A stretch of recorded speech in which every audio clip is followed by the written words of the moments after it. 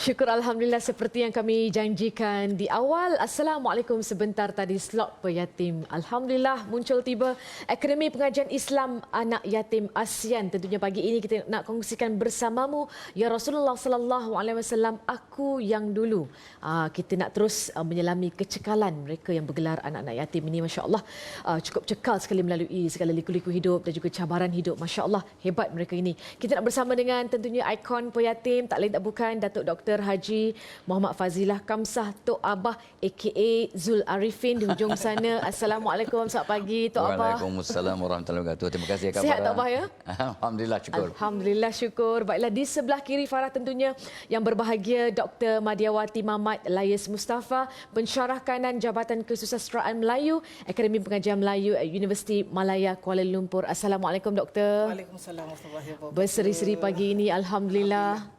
Baiklah, pagi ini tentunya kita nak berkongsikan satu kisah yang cukup memberikan inspirasi, motivasi kepada kita semua yang mendengarnya pagi ini, insya-Allah. Mudah-mudahan tentunya doktor seorang pensyarah yang terkemuka di salah sebuah universiti di Kuala Lumpur, masya-Allah. Pastinya melalui liku-liku dan juga cabaran hidup sebagai seseorang yang pernah bergelar ialah anak yatim kan daripada kecil lagi, masya-Allah. Jadi boleh tak doktor kongsikan dugaan paling berat yang telah pun dihadapi oleh doktor sepanjang melalui kehidupan ini? Okay, bismillahirrahmanirrahim. Assalamualaikum warahmatullahi wabarakatuh. Waalaikumsalam. Terima kasih pertamanya kepada TV Al-Hijrah, terutamanya khususnya kepada peyatim kerana mengundang saya untuk berkongsi pengalaman apa yang dinyatakan tadi. Dugaan yang paling berat itu kalau sepanjang langkah untuk saya berada di peringkat pada hari ini memang banyaklah. Dalam kalau nak ceritakan pada hari ini memang tak cukup masanya. Okey, cuma sebagaimana yang tahu, dugaan apabila dibesarkan tanpa kasih sayang, tanpa sokongan, tanpa tanpa ayah di sisi itu, saya rasa adalah kita akan mengalami satu kehidupan yang paling sukarlah. Untuk pengetahuan Farah dan juga Datuk dan juga para penonton semua. Okey, saya cuba menyingkap kehidupan saya. Saya sebenarnya yatim sejak umur 2 tahun waktu tu. Okey. 2 tahun dan 2 tahun lebih, dan ibu saya pada waktu itu Maimun binti Yusof ni seorang wanita yang cekal kerana kena membesarkan. Terpaksa membesarkan 8 orang anak. Saya adalah anak ketujuh. Di bawah saya ada lagi adik, dan di atasnya anak yang sulung tu baru sahaja belum masuk sekolah menengah lagi. Kalau tak silap saya dalam darjah 5 macam itulah. So kita ada 8 orang adik-beradik. Macam mana seorang ibu untuk membesarkan 8 orang anak ni, saya rasa berbagai liku yang dilalui. Dan kesusahan yang dialami oleh ibu saya itu jadi satu inspirasi kepada saya untuk melangkah untuk terus berusaha mencapai kejayaan. Dan saya melihat dugaan yang diberikan oleh Allah Ta'ala itu, ujian yang diberikan oleh Allah Ta'ala itu adalah tidak memutihkan semangat saya untuk terus ke hadapan. Dan saya berkongsi cerita sikit ya. Silakan. Saya pernah kalau kita kata dihina lah. Okay. So, waktu tu saya nak kita selepas darjah 6 nak naik ke tingkatan 1, kita nak masuk ke sekolah yang lebih baik dan minta pertolongan dengan seseorang. Okey, dia menyatakan pada saya kata dipanggil Wati. Wati, jangan berharap untuk belajar lebih tinggi. Okey, kerana hidup engkau susah. Tak ada ayah dan tak ada ibu, tak ada duit pun untuk menampung kehidupan saya. Belajar untuk peringkat lebih tinggi. Tapi saya melihat itu memanglah sedih pada waktu tu, dan saya melihat itu, saya mengambil itu cabaran. Dan pada hari ini saya rasa saya berterima kasih kepada beliau yang dikatakan memberikan kata-kata tersebut kepada saya, yang akhirnya saya lihat itu adalah sebagai cabaran untuk saya melangkah sehingga kepada hari ini. Itulah antara sumber kekuatan sebenarnya, masya-Allah. Tok Abah, kalau kita melihatkan kisah yang doktor kongsikan ini, kekuatan ibunya, kecekalan doktor sendiri mengharungi liku-liku hidup ini, masya-Allah. Ternyata itulah ciri-ciri yang perlu ada, cekal dalam hidup untuk setiap mukmin. Itulah yang paling terbaik sekali. Tok Abah, boleh kongsikan tak dengan kami pagi ini? Baik Kak Farah, bismillahirrahmanirrahim. Terima kasih. So sebenarnya bila Dr. Madiawati cerita tentang pengalamannya menjadi yatim umur 20 tahun lebih. Nabi sallallahu alaihi wasallam pun jadi yatim umur 2 tahun. Ya, ayahnya meninggal dunia ya masa dia baginda berumur 2 tahun. Itu sebabnya kenapa Allah yatimkan Dr. Madia, kenapa Allah yatimkan Nabi Muhammad sallallahu alaihi wasallam, semua ada sebab. Sebab bila kita diuji, kita akan jadi lebih kuat. Jadi kekuatan yang penting, sebab tu supaya Nabi sampai bersabda, al-mu'minunul qawiyyu khair wa habbu wahabbu ila Allah minal mu'min dhaif al-dhaif. Ya, orang yang mukmin yang kuat itu lebih baik daripada mukmin yang lemah. Ya, lebih disayangi oleh Allah ya daripada mukmin yang lemah. Dan tetapi kedua-duanya ada baik ya. Yang kuat pun ada kebaikan, yang lemah ada kebaikan. Kalau tidak ada yang lemah, maka yang kuat tak mampu nak bantu yang lemah begitu. So pada Tok Abah, sifat yang patut kita ada pada manusia yang diuji ni ialah dia kena pertama-tamanya Tok Abah pun sebut pada Dr. Madia di masa di luar sana, kenal diri. Ya, kenal dia. Man arafa nafsahu faqad arafa rabbahu, kata ulama. Ya, barang siapa kenal akan dirinya, dia akan kenal Allah. Kenal kekuatan untuk dikeluarkan, kenal kelemahan untuk diatasi dan boleh maju ke depan insya-Allah. So yang Tok Abah ingat yang paling penting juga untuk mereka yang diuji itu punya anak yatim dan sebagainya, mereka kena faham bahawa kita kena fokus kepada benda-benda yang boleh membantu. Apa yang kita beri tumpuan atau fokus akan membesar. Fokus pada kelemahan makin teruk. Fokus pada penyakit makin parah. Fokus pada positif kejayaan, insya-Allah kejayaan akan datang. Sebab ini sebabnya selalu kita sebut ana inda ya Allah inna inda zanni abdi bi. Orang tua selalu lupa akan hadis Nabi ya. Allah bertindak seperti sangkaan hamba-Nya. Jadi apa yang kita sangka, apa yang kita fokus, apa yang kita fikir, itu yang akan menjadi realiti.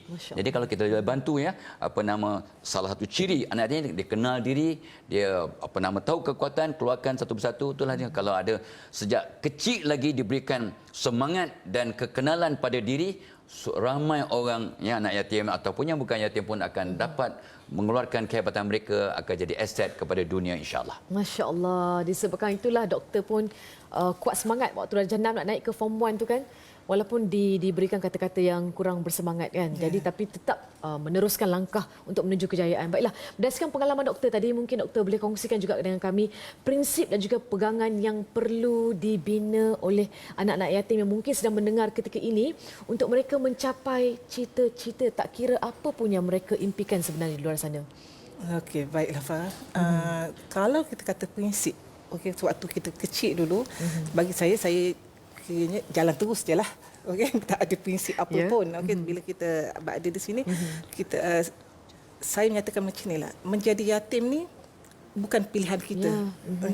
Tapi apabila kita dipilih, itu adalah satu anugerah daripada Allah Subhanahu Wa Taala.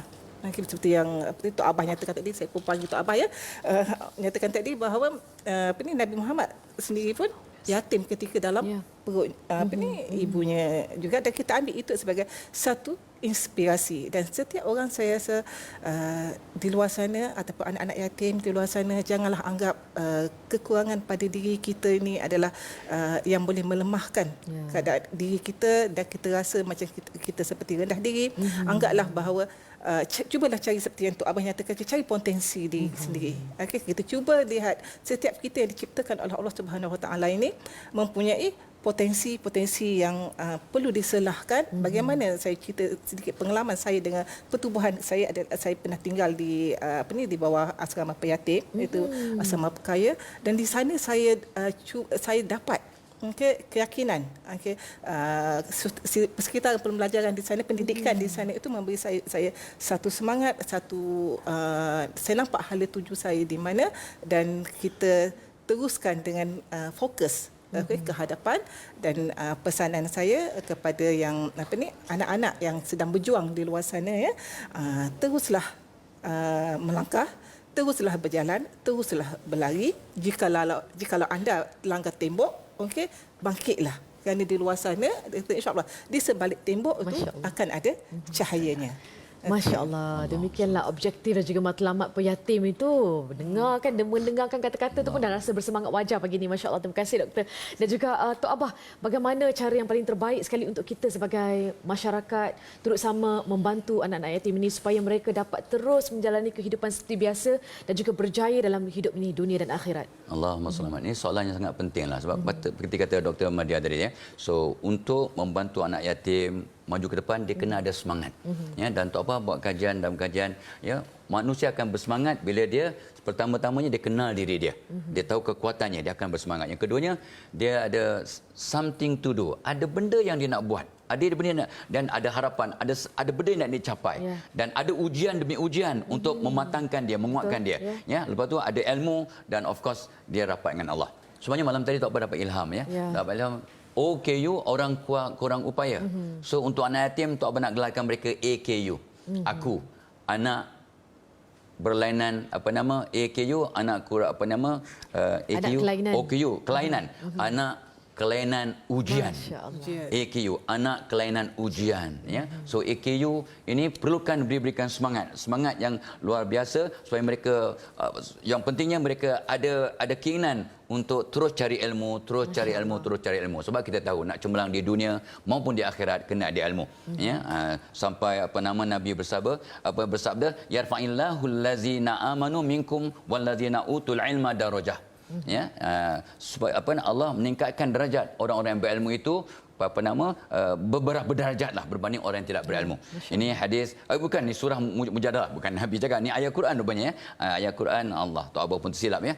So ini ayat Quran dari surah Mujadalah ayat 11 ya, orang berilmu itu dimuliakan beberapa derajat berbanding orang yang kurang berilmu. So itu sebabnya kita kena ingat bahawa ilmu ini di samping dapat membantu anak-anak ni untuk membezakan antara buruk dan baik, mereka lah tengok jadi pensyarah, jadi teknologis, jadi influencer, jadi teknologis, jadi macam-macam sekarang ni ya, online marketer sekarang ya. So banyak benda baru yang dan Tok Abah sangat bersyukur ada organisasi seperti Pejatim ya, dan pula dapat melalui APIA ya, iaitu Akademi Pendidikan Islam Anak Yatim ASEAN akan membantu untuk memperkasa pendidikan anak-anak yatim satu Malaysia insya-Allah. Masya-Allah, bulan Ramadan bakal menjelma ni Tok Abah. Mungkin ada sesuatu yang istimewa usaha peyatim dalam menubuhkan APIA juga untuk anak-anak yatim dalam bulan Ramadan ni, ada tak aktiviti yang istimewa?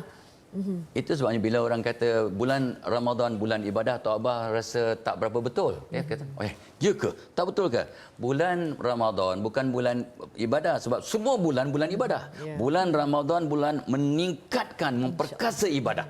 Bukan bulan ibadah sebab every bulan is ibadah. Yang buat bulan ibadah. So melalui APIA ni ya, Peyatim telah menumbuhkan APIA, Akademi Pengajian Islam Anak Yatim ASEAN, untuk kata tu memperkasa pengajian dan pendidikan. Pendidikan yang seimbang, duniawi dan ukhrawi.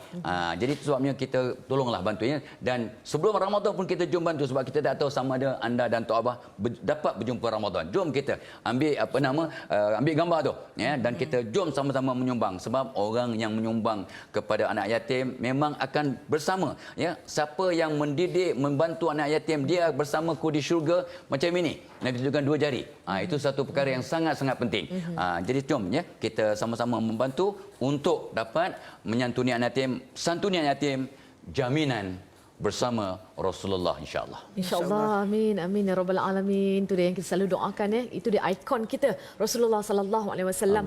Bersamamu ya Rasulullah, aku yang dulu, masya-Allah, perkongsian juga hebat sekali pagi ini. Terima kasih kepada ikon peyatim kita, Datuk Dr. Haji Muhammad Faizal Kamsah, Tok Abah yang kita bawakan eksklusif pagi ini, masya-Allah, dan juga pensyarah kanan Jabatan Kesusasteraan Melayu, Akademi Pengajian Melayu, Universiti Malaya Kuala Lumpur, tentunya yang dihormati Dr. Madiawati Mamat Layas Mustafa. Terima kasih doktor atas perkongsian dan cukup memberikan inspirasi, motivasi untuk Farah juga pagi ini, memberikan kekuatan bahawasanya ujian dugaan sentiasa datang silih berganti. Yang paling penting adalah kita keluarkan potensi kita, yakin dengan potensi diri kita, insya-Allah, mudah-mudahan insya-Allah. Jumpa lagi selepas ini tentunya dalam Assalamualaikum.